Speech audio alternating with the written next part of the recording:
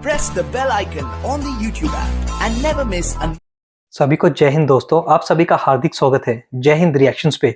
आशा करता हूँ कि आप सभी लोग बहुत अच्छे होंगे। तो आज की लेटेस्ट और दमदार वीडियो में आप देखेंगे भारत की बेटी और सुप्रीम कोर्ट की दबंग वकील हम सबकी चहेती नाज़िया अलाई खान जी का दमदार और बेबाक इंटरव्यू जो कि वो देंगी पाकिस्तान के मशहूर पत्रकार शोएब चौधरी को, जिसमें ये दोनों बात करेंगे हमारे प्यारे देश भारत से लेकर प्रधानमंत्री मोदी तक और खासकर हमारे सनातन धर्म पे। तो ये वीडियो काफी इंटरेस्टिंग होगी, आपको बहुत कुछ जानने को मिलेगा, तो इसे अंत तक देखें और चैनल पे नहीं है तो चैनल को सब्सक्राइब कर दें। तो चलिए पहले ये वीडियो देखते हैं और अंत में इसके बारे में बात करेंगे। जय हिंद, जय भारत। मुसलमानों से चैलेंज दे करके पूछ रही हूँ कि अल कुरान में से मुझे बताओ। मेरे ऊपर तो उंगलियां उठा लेते हैं ना कि इनको तो हिंदुत्व के बारे में ज्यादा पता है, इस्लाम के बारे में ज्यादा नहीं पता है। तो अब मैं सवाल पूछती हूँ कि अल कुरान के 30 पारे में से वो कौन सा पारा है जिसमें नमाज का तरीका सिखाया गया है?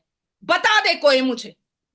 और चैलेंज दे रही हूं मैं कि अगर वाकई में पक्का मुसलमान है और सुन्नते रसूल को मानने वाला मुसलमान है तो मुझे वो आयत नंबर और वो पारा मुझे जरूर बताएगा। और अगर नहीं बताएगा तो मैं समझ जाऊंगी कि ये सब बहरूपिया मुसलमानों की सही में जड़ उखाड़ती हूं मैं। अब आती है बात कि कुवैत ने हमारे भारत के साथ डिफेंस पर बात किया है। हमारी आर्मी वहां जाएगी, उनकी आर्मी यहां आएगी। जैसे मिडिल ईस्ट के आर्मीज को हमारे भारत की आर्मीज ने ट्रेनिंग दी थी, उसी तरीके से कुवैत की आर्मी को भी हमारे भारत की आर्मी ट्रेनिंग देगी। अब आप सोचिए कि कुवैत मुस्लिम कंट्री फार्मास्यूटिकल्स पर हमारे भारत से बायलैटरल रिलेशन किया है। कुवैत में अब से जितनी भी दवाइयां यूज की जाएंगी वो हमारे भारत की बनी हुई रहेगी, हमारे भारत की बनी हुई रहेगी। आप सोचिए कि मेड इन इंडिया कहां तक पहुंच चुका है, आपके मुसलमान कंट्रीज तक पहुंच चुका है।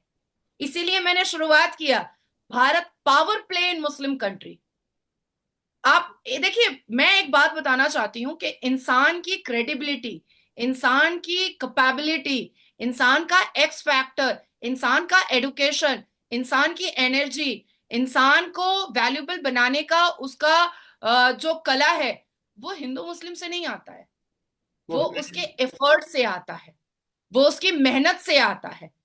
आज मुझसे आप बाइबल के बारे में पूछिएगा मैं बताऊंगी, आप मुझसे तौरात के बारे में पूछिएगा मैं बताऊंगी, आप मुझसे इंजील के बारे में पूछिएगा मैं बताऊंगी, आप मुझसे कुरान के बारे में पूछिएगा मैं बताऊंगी, आप मुझसे हनुमान चालीसा का मायने पूछिएगा वो भी मैं बताऊंगी, वो भी मैं बताऊंगी।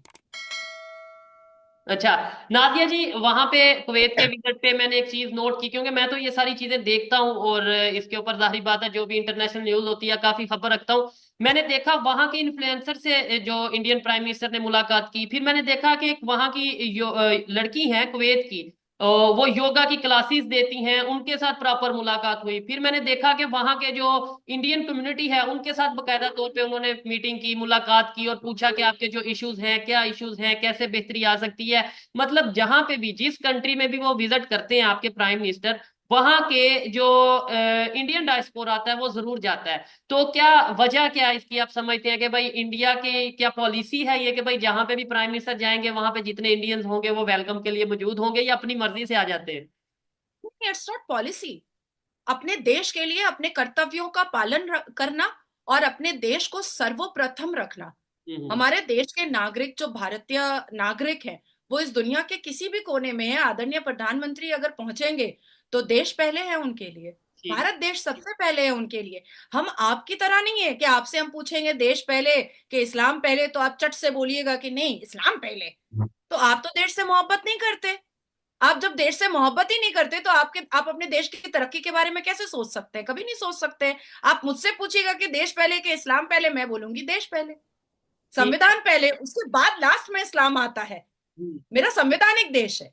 अब दूसरी एक बात आती है कि देखिए, हर एक मुस्लिम कंट्री को अब भारत के साथ रिश्ते बहुत महत्वपूर्ण और खूबसूरत करने ही पड़ेंगे। बिल्कुल। तेल का कारोबार जो है वो इंडिया घट पूरी रहा है। दुनिया की जरूरत बन चुका है। पहले मतलब ये था कि भाई वो सऊदीया के साथ रिलेशन बेहतर हो रही है, इसका मतलब सऊदी अरेबिया के साथ इंडिया के रिलेशन बेहतर हो रहे हैं, मतलब ये देखा जा रहा था कि सऊदीया इंडिया की साइड ले रहा है। अब ये चीज और ये इमेज चेंज हो चुका है। वैसा है कि भाई इंडिया के रिलेशन अगर किसी कंट्री से बेहतर होते हैं तो उस कंट्री को ज्यादा फायदा होता है एज कम्पेयर टू इंडिया। ये मेरी ओपिनियन है। नहीं नहीं, देखिए हमारे भारत के, मुझे दुर्भाग्य लगता है, मुझे बहुत बुरा लगता है कि कुवैत के शहजादों को, कुवैत के की सरकार को, कुवैत के मुसलमानों को एहसास हुआ कि भारत के साथ अगर हम टाई अप करते हैं, ट्रीटी करते हैं, बायलैटरल करते हैं, हम अपना बिजनेस स्टार्ट करते हैं, तो हमारे लिए बहुत महत्वपूर्ण होगा, हमारे देश की तरक्की होगी। लेकिन वही आदरणीय प्रधानमंत्री जो हमारे भारत में है, भारत के हैं, वो यहाँ के मुसलमान कितने बदकिस्मत हैं कि यहाँ के 22 करोड़ मुसलमान उनको हर वक्त कोसते रहते हैं। मुझे बहुत बुरा लगता है, बहुत बुरा लगता है। अभी देखिए यहाँ के मुसलमानों का एक और मैं चरित्रहीन हरकत बताऊंगी और चिटिंगबाजी वाली हरकत बताऊंगी। कांग्रेस, मुझे तो कभी कभी बहुत चिंता होती है, जो जो जो मुसलमान कांग्रेस को अपना माई बाप समझता है और अपना आका समझता है, यही गांधी परिवार बाबर के कब्रिस्तान में जाकर के सूरह फातिहा पढ़ता है। यही यही गांधी परिवार, राहुल गांधी हो या राजीव गांधी हो या इंदिरा गांधी हो या नेहरू हो, सब कोई जाता है, जाकर के बाबर के कब्रिस्तान में जाकर के सूरह फातिहा पढ़ करके आता है। सूरह फातिहा क्या है? अल्हम्दुलिल्लाहि रब्बिल आलमीन अर्रहमानिर रहीम मालिक यौमिद्दीन इय्याका नअबुदु व इय्याका नस्तईन इहदिना सिरातल मुस्तकीम सिरातल लज़ीना अनअमता अलैहिम गैरिल मग़ज़ूबि अलैहिम वलद्दालिन आमीन। ठीक है। अब उसके बाद अगर राहुल गांधी संसद में, हमारे पार्लियामेंट में जाकर के कहते हैं कि इस्लाम में अभय मुद्रा है, तो क्या मुसलमानों को बुरा नहीं लगना चाहिए था? मुसलमानों को बुरा नहीं लगना चाहिए था कि तुम अभय मुद्रा इस्लाम में कहां से ढूंढ ली है? ये तो तुम इस्लाम की बेहुरमती कर रहे हो। ऐसे तो हिंदू काफिर है, ऐसे तो बुत परस्ती खराब है, ऐसे तो मंदिरों को बांग्लादेश में तोड़ा जाता है, भगवान की प्रतिमा को तोड़ा जाता है। और जब राहुल गांधी, जो बाबर के कब्रिस्तान में सूरह फातिहा पढ़ करके आता है, वो जब गलत सलत बोलता है इस्लाम के बारे में, तो मुसलमान चुप रहते हैं। तो इसका मतलब है कि बाप बड़ा ना भैया, मुसलमान मुसलमान के लिए सबसे बड़ा रुपया, लेकिन सबसे बड़ा रुपया। मैंने यूएई का विजिट किया, मतलब 8-10 दिन, 12-15 दिन का विजिट था। वहां पे बहुत से इंडियन मुसलमान मुझे मिले, और मेरी ये मतलब पर्सनल ख्वाहिश थी, क्योंकि मैंने अभी तक ऑनलाइन सोशल मीडिया पे ही इंटरेक्शन किया हिंदू कम्युनिटी से, मुस्लिम कम्युनिटी से, और यहाँ पे एक जो कंसेप्ट या एक जो माइंडसेट बना था, पाकिस्तान में बना हुआ है अभी भी, कि भाई मुसलमान, इंडिया में मुसलमानों पे जुल्म होता है, ये होता है, वो होता है, इंडिया के मुसलमान ये प्राइम मिनिस्टर मोदी को बिल्कुल पसंद नहीं करते, ये सब चीजें। तो मेरे दिल में वाकई में यह ख्वाहिश थी कि एक दफा मैं मिलूं किसी तरीके, या तो इंडिया जाऊं, इंडिया तो मैं नहीं जा सका, या किसी तरीके मैं मतलब किसी भी तरीके से इंडियन मुस्लिम से मिलूं और उनसे पूछूं और ऑब्जर्वेशन करूं कि क्या वो क्या सोच रखते हैं। यकीन माने, जो मैंने ऑब्जर्व किया, 10 अगर मुसलमानों से मिला हूं, उनमें से तकरीबन 6 से 7 लोगों ने, मुस्लिम्स ने, इंडियन मुस्लिम्स ने, यही बोला कि हाँ भाई, हमारे कंट्री में तो सब ओके है, जो आपको बताया जाता है वो ऐसा बिल्कुल नहीं है, कोई जुल्म नहीं है। हाँ, कोई आपस में लड़ाई होती है, लेकिन इसका ये मतलब नहीं है कि भाई वो हिंदू मुस्लिम है, या हिंदू मुसलमानों पे जुल्म कर रहे हैं, या गवर्नमेंट मुसलमानों पे जुल्म कर रही है। 3-4 ने ये बोला, खास तौर पे वो अपना क्या नाम लेते हैं, आपकी एक स्टेट है यूपी, वहां के 1-2 मुसलमान मिले, उन्होंने ये बोला कि हाँ भाई, हमारे स्टेट में कुछ ऐसा है, वैसा है। अदरवाइज 7 लोगों ने, अगर 10 लोगों से पूछा, 7 ने यही बोला कि सब ठीक है। तो इसका देखिए, मतलब है मुसलमान, इंडिया के मुसलमान भी इंडियन प्राइम मिनिस्टर के साथ खड़े हैं। नहीं नहीं, मैं आपको इसको एक्सप्लेन कर देती हूँ। जैसे रिच मुस्लिम कंट्रीज की तरह, जैसे रिच मुस्लिम कंट्रीज क्या है, आदरणीय प्रधानमंत्री को अपने पलकों पे बिठा रहा है। ठीक है। जितनी भी रिच मुस्लिम कंट्रीज है, उनको समझ में आ चुका है कि भारत का मूल क्या है, भारत का महत्व क्या है, भारत की वैल्यू क्या है, और मोदी जी की वैल्यू क्या है। उसी तरीके से भारत के शिक्षित मुसलमान, भारत के रिच मुसलमान, भारत के बहुत ही बुद्धिजीवी मुसलमान, उनको समझ में आ चुका है कि भारत की तरक्की से हमको कदम से कदम मिला करके आगे बढ़ना है। हमारा रिफॉर्मेशन हमारे लिए बहुत जरूरी है। हम अभी भी 6 साल की बच्ची में औरत तलाश करेंगे, ये अब नहीं चलने वाला है। ये अब कोई नहीं एक्सेप्ट करेगा, कोई भी नहीं एक्सेप्ट करेगा। इवन मैंने अपने एनजीओ की तरफ से, मुस्लिम वुमेन रेसिस्टेंस कमेटी मेरा एनजीओ है, जो कई वर्षों से मैं चला रही हूँ, जिसमें 1.5 लाख से ऊपर मुस्लिम महिलाएं जो विक्टिमाइज्ड हैं, जिनका तलाक हुआ है, जिनका रेप हुआ है, ऐसी महिलाएं जिनका हलाला हुआ है, जिनका जो पॉलीगेमी हुआ और फिर अत्याचारित होकर के मेरे पास आ गई हैं, जिनका मस्यार हुआ है, जिनका निकाह मुत्ता हुआ है, ऐसी विक्टिमाइज महिला 1.5 लाख से ऊपर मेरे साथ काम कर रही हैं।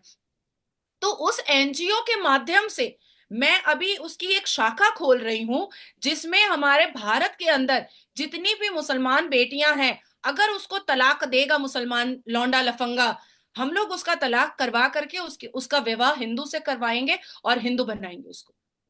और उसको नौकरी भी देंगे, उसको घर भी देंगे 1 BHK, उसको उसको हनीमून पे भी भेजेंगे और उसको उस काबिल बनाएंगे कि वो खुद पढ़ लिख करके वो अपनी इज्जत आबरू से अपना घर चला सके। ठीक है। मेरा मेरा एनजीओ इस पर वर्क कर रहा है और आने वाले 2025 के आप देखिएगा अप्रैल मई से मेरा काम स्टार्ट हो जाएगा। इवन आपको सोशल मीडिया पर उसका प्रमोशन दिखेगा और आप कहेंगे कि नाजिया जी इस बारे में बात कीजिए कि आपके एनजीओ ने ऐसा ऐसा कुछ किया। प्रोजेक्ट निकाला है। ठीक है। मुझसे देखा नहीं जाता शोएब, आई स्वेर, अल्लाह की कसम मुझसे देखा नहीं जाता है कि मेरी मुसलमान बेटियां, अभी 2 साल हुआ शादी हुई है, 2 बेटी पैदा हो गई, तलाक तलाक तलाक। तुम क्या पा गए हो भाई मुसलमान बेटियों को?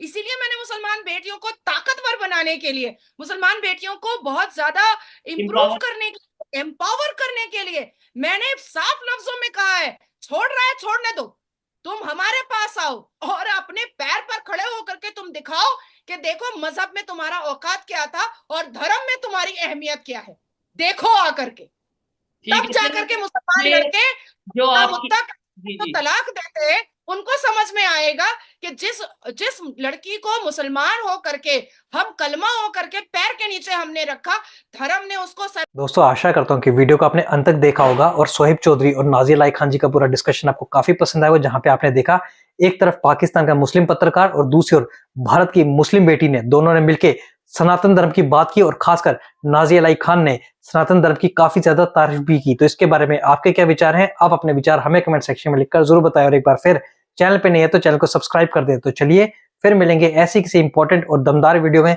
तब तक अपना ध्यान रखिए। जय हिंद, जय भारत।